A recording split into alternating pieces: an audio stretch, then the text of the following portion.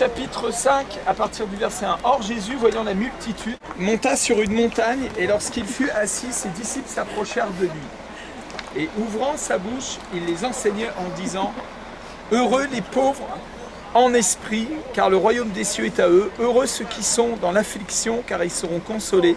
Heureux les débonnaires, car ils hériteront de la terre. Heureux ceux qui ont faim et soif de la justice, car ils seront rassasiés. Heureux les miséricordieux, car ils obtiendront miséricorde. Heureux ceux qui ont le cœur pur, car ils verront Dieu. Heureux les pacifiques, car ils seront appelés enfants de Dieu.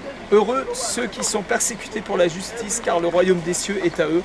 Vous serez heureux lorsqu'à cause de moi, on vous dira des injures, qu'on vous persécutera et qu'on dira faussement contre vous toutes sortes de mal.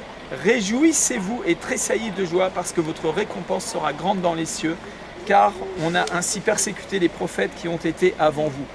Vous êtes le sel de la terre, mais si le sel perd sa saveur, avec quoi le salera-t-on? Seigneur, merci pour ta parole ce matin. Amen, amen. Heureux quand vous prendrez des baffes. On se fout de qui là? Jésus. Heureux quand vous prendrez des baffes. Est-ce que vous pouvez imaginer ça? Vous prenez des baffes et vous êtes heureux. Alléluia.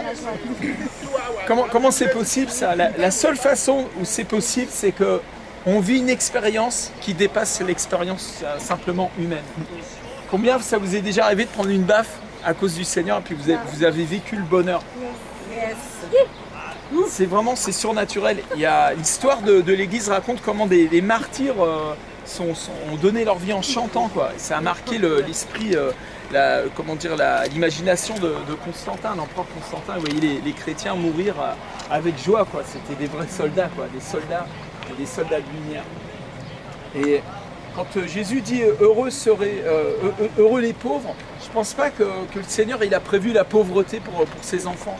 Le misérabilisme, ça ne peut pas faire partie du christianisme, puisque le christianisme il prend racine dans la Torah, dans les prophètes, dans les psaumes, et que la bénédiction de Dieu, elle n'est pas traduite par la pauvreté, mais elle est traduite par la prospérité à tous égards. Et l'apôtre Jean dira, je désire que tu prospères à tous égards, comme prospère ton âme. Donc tous égards, c'est tous égards, mais il y a une racine à la prospérité, c'est la prospérité de l'âme.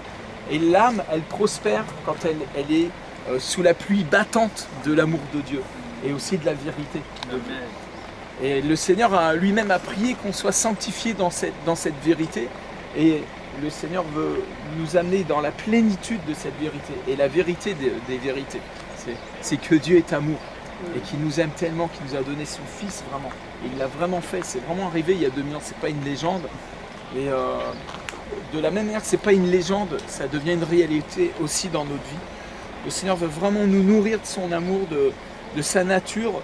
Il parle d'une récompense dans les cieux. Je crois vraiment que cette récompense, quand on va comparaître dans le ciel et que voilà, on va être accueilli dans l'éternité, vraiment, je crois vraiment qu'il y a une récompense pour chacun d'entre nous. Et c'est pas une condamnation qui vient, c'est une louange en fait. Dieu va nous dire merci pour ton don de toi-même, à quel endroit tu t'es donné avec le Seigneur. Et je crois qu'il y a vraiment une grande récompense pour ceux qui sont persécutés vraiment à cause du nom du Seigneur.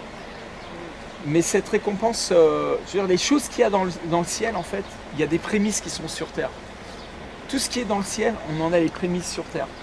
Et il parle des prémices de l'esprit, je crois vraiment qu'il y a une récompense du prophète. Jésus a dit, celui qui reçoit un prophète dans sa qualité de prophète recevra une récompense de prophète. Le prophète, il a une récompense.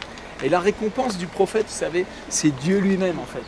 C'est l'intimité avec lui. C'est l'onction qui tombe sur moi.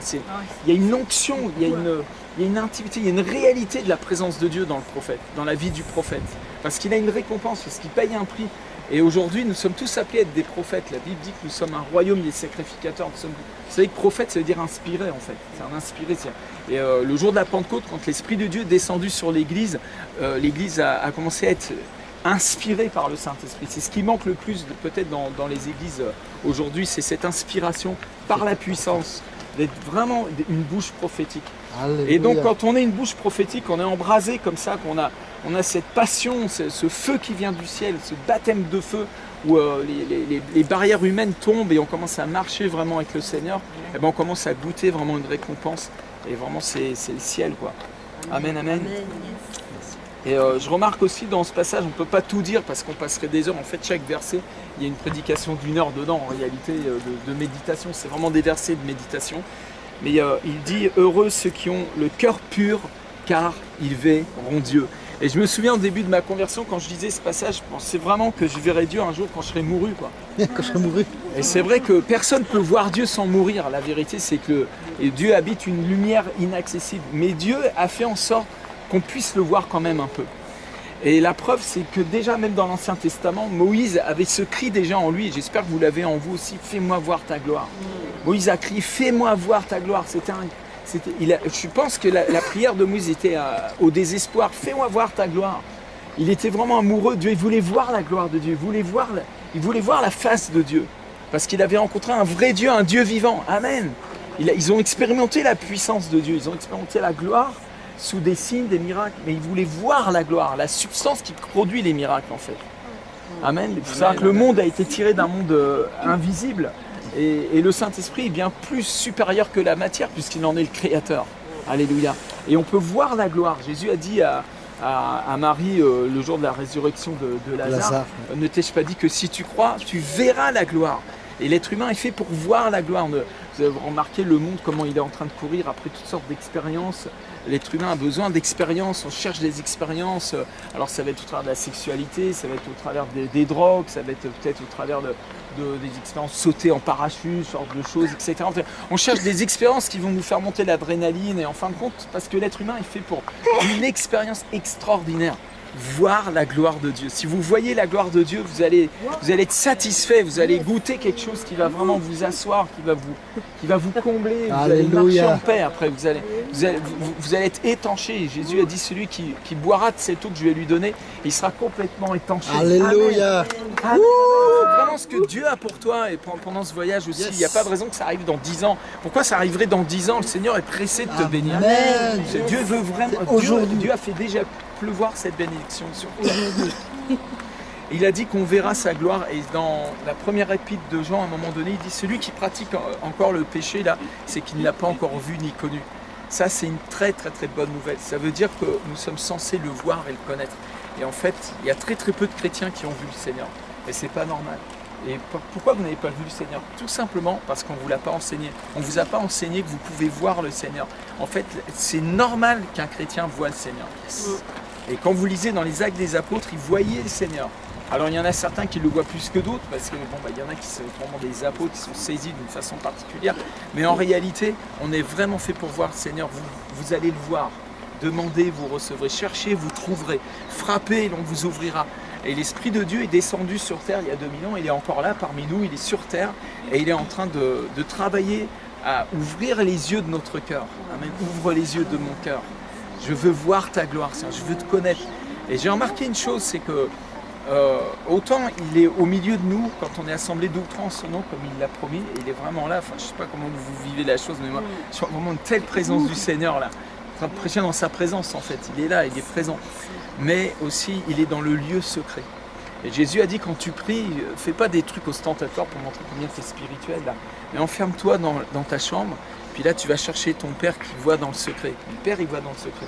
Et je peux vous dire que les plus grosses expériences que j'ai eues avec la personne du Saint-Esprit, c'était dans ma chambre en fait. Et ça a marqué ma vie à jamais. Quand vous goûtez à la personne du Saint-Esprit, vous rencontrez le Dieu vivant au travers de son esprit.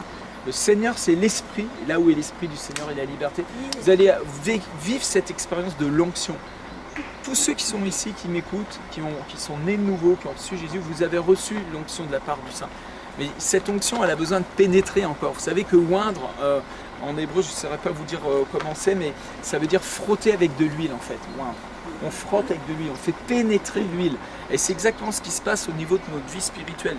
Le Saint-Esprit nous oint, il nous frotte avec l'huile de son onction, jusqu'à ce qu'il y ait quelque chose qui craque à l'intérieur, quelque chose qui doit laisser place à la vie abondante de l'Esprit. C'est une vie abondante, c'est pas juste quelques gouttes spirituelles qui descendent un dimanche matin, voilà, j'ai fait une petite prière. Non, non, c'est des fleuves d'eau vive qui doivent couler de nos seins. Jésus a dit, si quelqu'un a soif, qu'il vienne à moi et qu'il boive, et de son sein couleront des fleuves d'eau vive. C'est vraiment une bonne nouvelle. Être chrétien, c'est l'expérience la plus excitante qu'il puisse y avoir sur terre. C'est connaître la puissance de Dieu et son amour. Amen. Vous êtes faits pour voir la gloire du Seigneur. Heureux ceux qui ont le cœur pur, car ils verront Dieu. Comment avoir un cœur pur? Peut-être vous avez des luttes, et vous voyez, déjà hier on a eu ce message sur le Mont Carmel, de ce mélange qu'il y a dans nos vies, qui essaie de voler cette unicité de la foi. Vous savez, Dieu est un. Le Dieu d'Israël, il est un. C'est vrai que nous avons eu la révélation d'Elohim. Elohim en hébreu, c'est du pluriel. Et Dieu est Père, Fils et Saint-Esprit. Ça, c'est vraiment la révélation qui est venue aussi au travers du Messie. Dieu est Père, Fils et Saint-Esprit. Le Verbe s'est fait chair, il a habité parmi nous. Mais c'est un seul Dieu. Il n'y a qu'un seul Dieu, en fait. Il n'y en a pas 36 000. Je ne sais pas si vous avez 3 dieux. Moi, j'en ai qu'un. C'est tout. Et moi, je suis un aussi. Je suis esprit à mes corps. C'est pas moi qui le dis, c'est la Bible. Dieu veut nous sanctifier, esprit à mes corps. Amen. Et il y a une unicité de la foi. Il n'y a qu'une seule foi, un seul baptême, un seul esprit. Il y a un seul esprit, un seul esprit. Et le Seigneur veut nous unifier. Demandez au Saint-Esprit pendant ce temps aussi d'unifier votre cœur. Parce qu'il y a beaucoup de ce qu'on dit d'impureté dans le cœur des hommes, en fait. Beaucoup, c'est lié à ce que notre cœur est divisé, en fait. Que notre cœur puisse être uni, qu'on puisse revenir à un endroit où il y a la paix, en fait. Le shalom. Shalom qui nous unit tout entier, qui nous unit au Dieu unique, quoi. Et vous êtes une personne unique. Et votre relation est unique. C'est pour ça que je ne peux pas m'ingérer dans vos vies. Je laisse vraiment le Saint-Esprit faire. Je pourrais venir parler avec vous, machin, vous triturer, vous poser plein de questions, etc. Je n'ai pas du tout l'intention de faire ça. Je préfère que ça soit l'Esprit de Dieu qui fasse pleuvoir cette pluie qui a besoin de tomber dans vos cœurs pour que ça mûrisse. Et puis vous allez voir, le Seigneur va faire en vous ce qu'il a à faire, quoi. Certains, vous allez repartir de cet endroit-là complètement libérés sans avoir même fait une expérience soi-disant de délivrance. C'est-à-dire que des pans entiers de raisonnement vont tomber, vous allez repartir en France et vous allez laisser certainement un bout de votre cœur ici, ça c'est sûr et certain. Mais il y a un bout du cœur de Dieu qui va rester dans votre cœur aussi. Et ce cœur-là, il est uni. Dieu est uni avec lui-même, il n'est pas en division, il n'est pas divisé. Amen. Amen. Je finirai cette réflexion là-dessus, c'est qu'en fait, quand Jésus est mort sur la croix, en fait, Dieu est mort à lui-même. Et quand on meurt à soi-même, en fin de compte, c'est là qu'on est débarrassé de nous-mêmes. Il y a plein de gens qui veulent mourir en se suicidant, en fait. Ce qu'ils ont besoin, c'est du message de la croix. C'est une bonne nouvelle pour les suicidaires. Tu n'as pas besoin de te suicider, tu as juste besoin de mourir à toi-même. Tu vas être débarrassé une fois pour toutes. Et la meilleure façon de mourir à soi-même, c'est de donner sa vie à ce Dieu vivant. Alléluia.